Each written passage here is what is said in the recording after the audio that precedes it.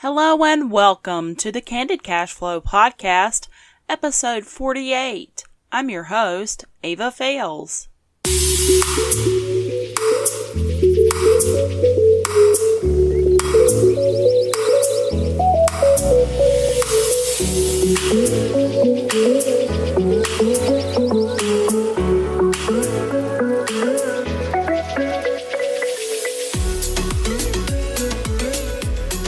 This week, the Candid Cash Flow Podcast is excited to present this interview with Kelli Roberts.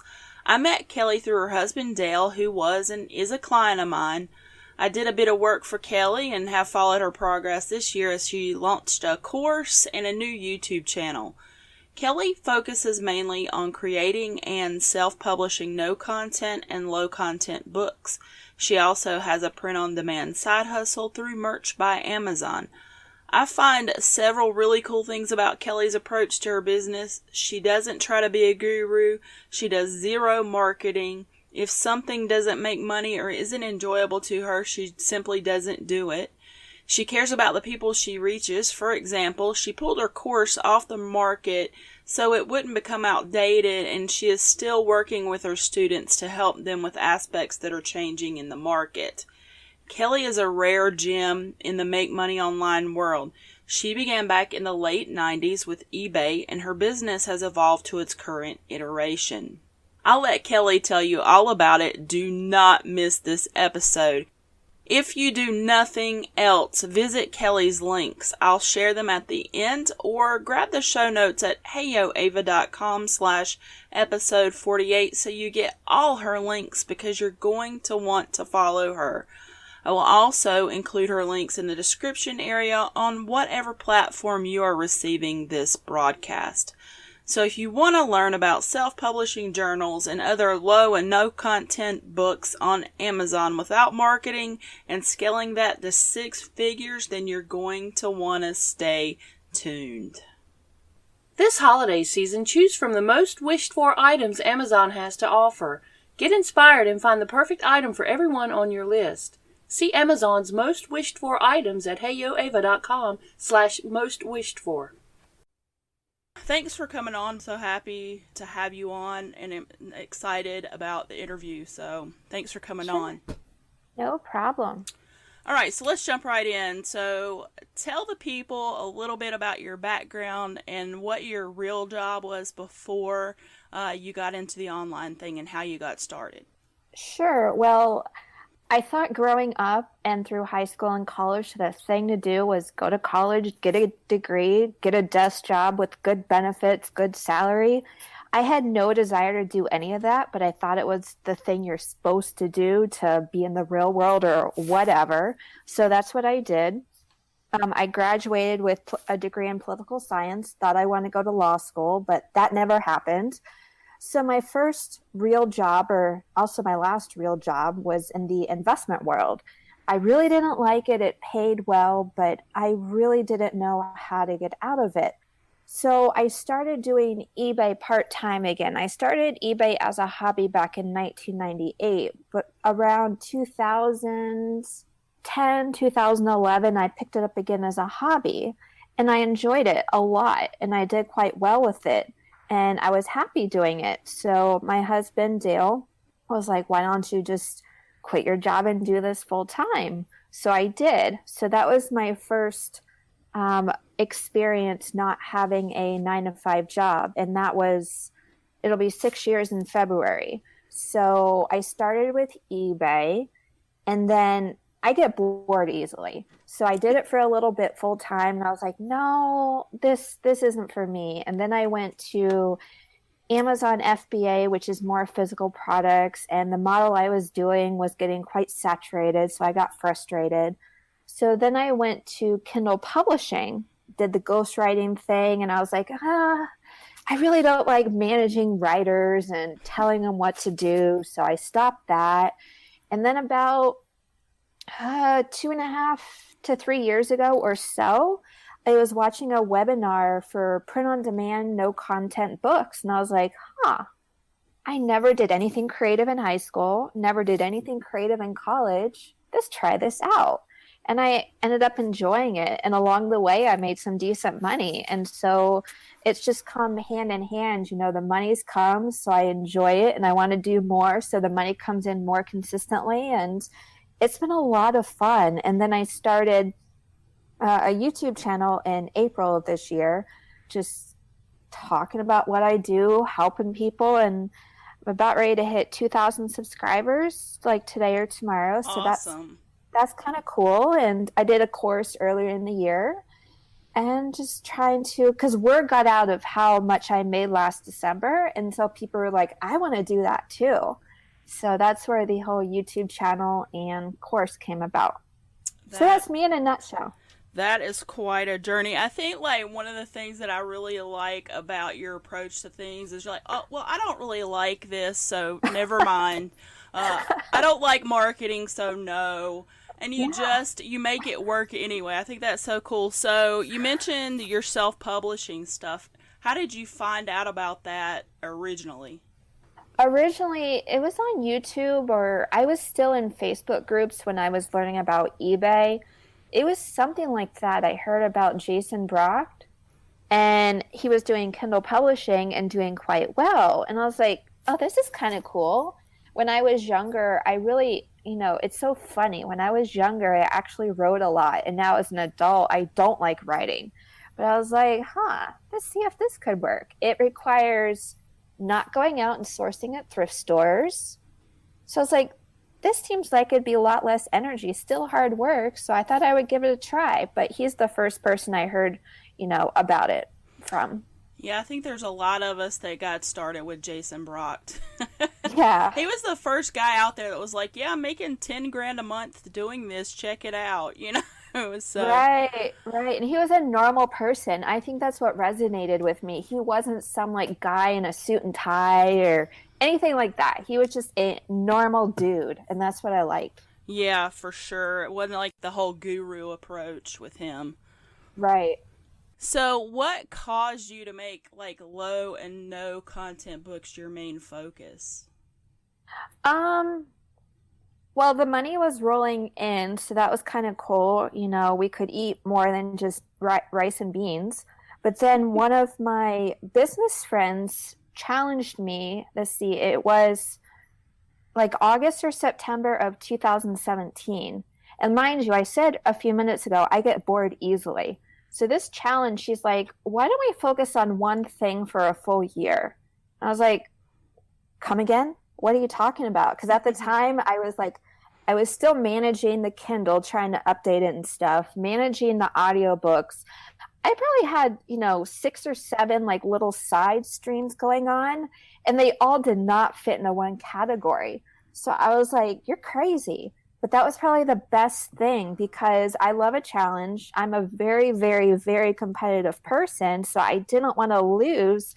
And I think as soon as, I was like, okay, one thing, it's designing. It's designing, no content books and t-shirts, aka Amazon merch.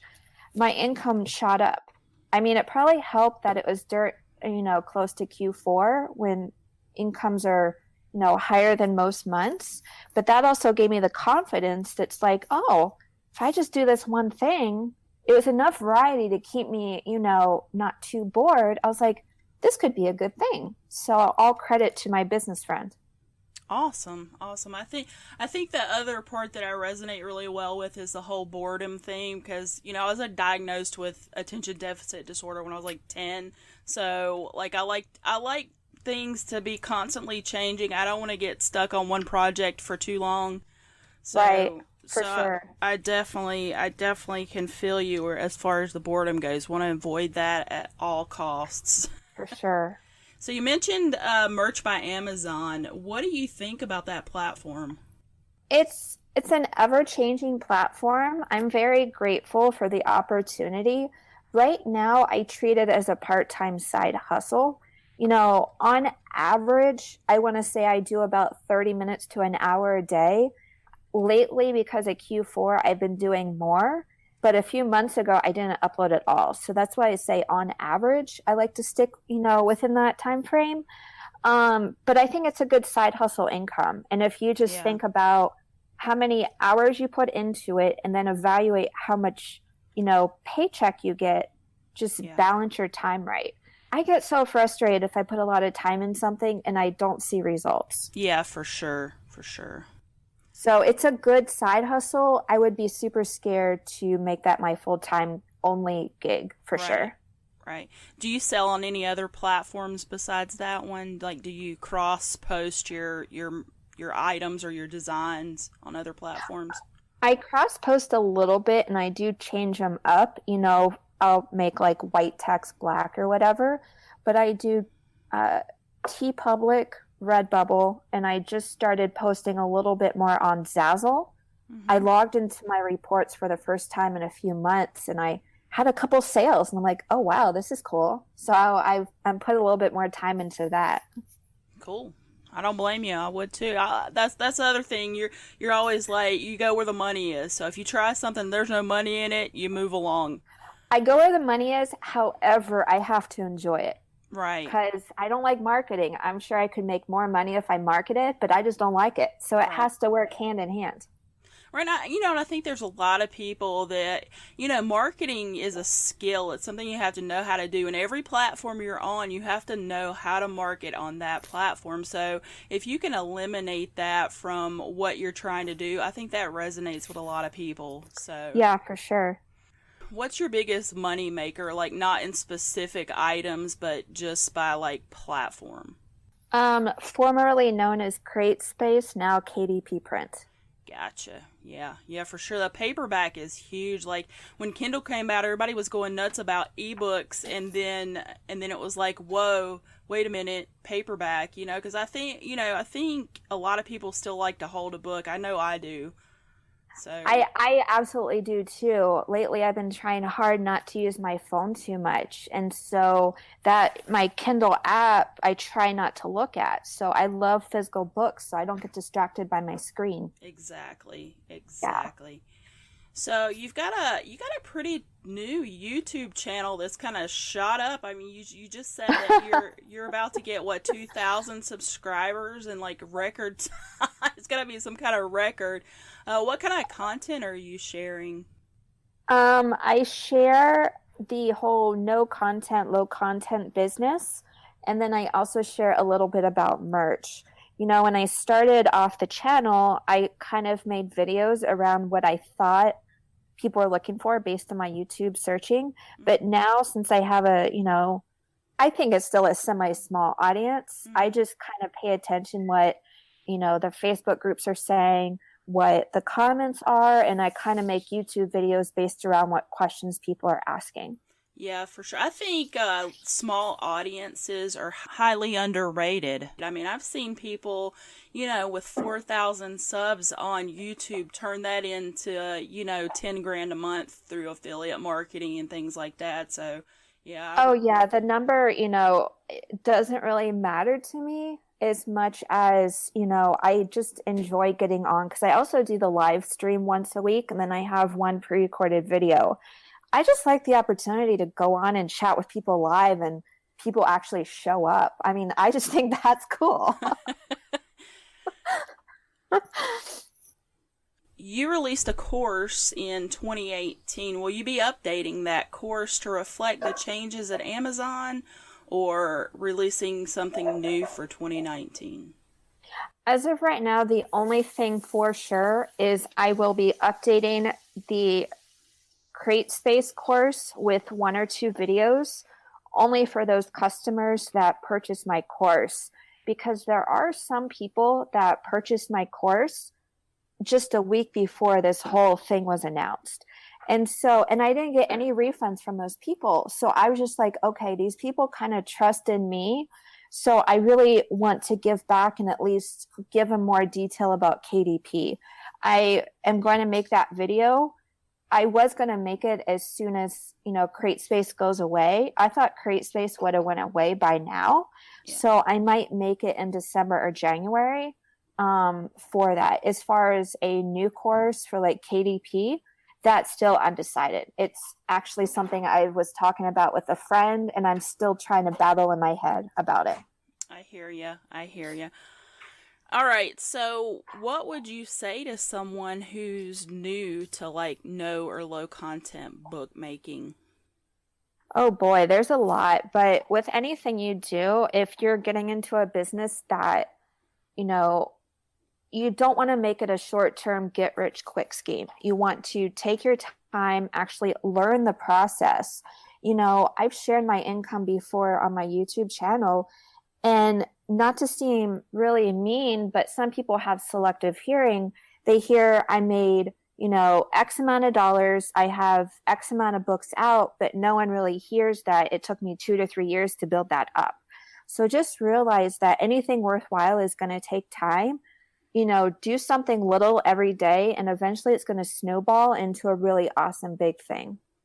I love that because I think so many times when people buy a course or they start following someone, all they're hearing is, I did this and it got me this amount of money, but nobody ever emphasizes that it takes hard work to get it done and it takes time to do it. You can't, it's not nothing out there really is a get rich quick scheme. And if you find a quote unquote get rich quick scheme, run very fast. Right, yeah, because it's probably a scam. Right. So what's your favorite thing about what you do? Oh boy, I like the variety. I love my live videos on YouTube. I think that's a lot of fun. But I also like the whole print on demand thing, kind of just my creative side coming out.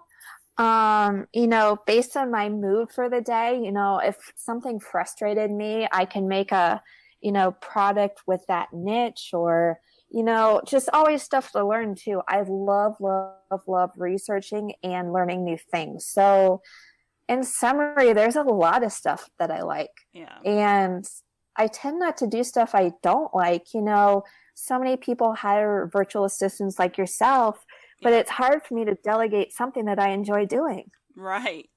Yeah, I could definitely identify with you there. Like if I was gonna hire something out, I don't even know, between the control freak side of me and the I like doing this side of me. I just don't.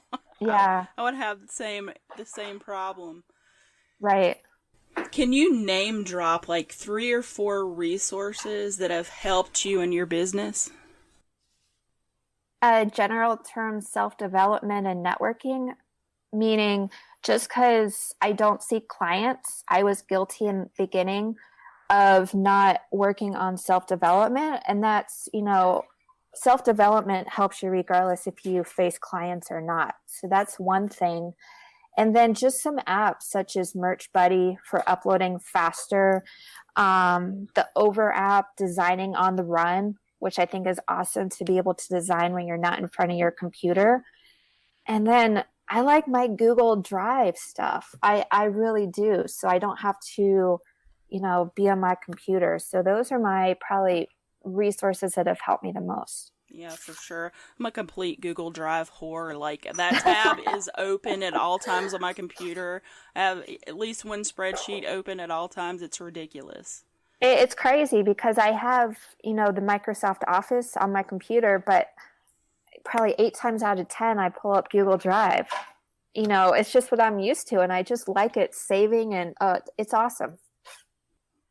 All right, so I know like numbers are kind of a topic you avoid most of the time, but people love numbers. They're drawn to numbers for some reason. What's your most convincing number that you can share?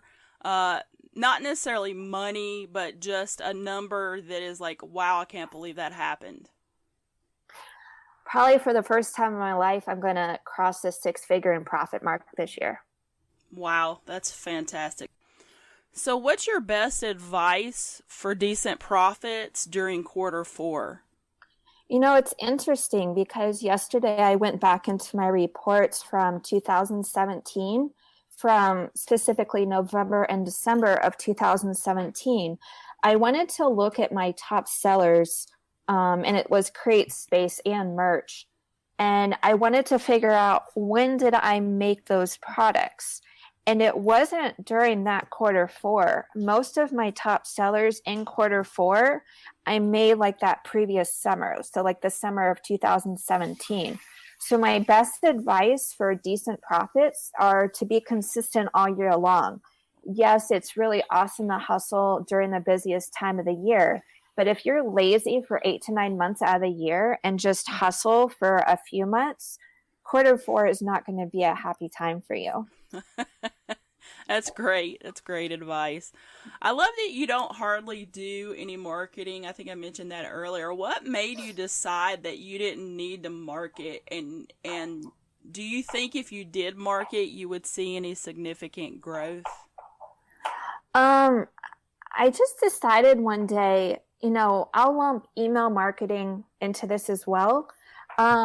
I was so stuck on an email list. People talk about email lists all the time. Email lists, email lists. I understand it can be business security, but I was walking home one day and I was like, why can't I just create stuff? I work for myself. I don't have a boss. There's not some rule out there that says I'm going to become bankrupt if I don't have an email list. So that's what I started doing. I just started creating products, and that's it. And it worked out okay. As far as if I did market, I'm sure I might see some growth, but on the flip side, I consider my marketing unconventional. Yeah. I try to figure out what people are looking for, and I spend my extra time doing that. And that's the research part, and that's what I enjoy most.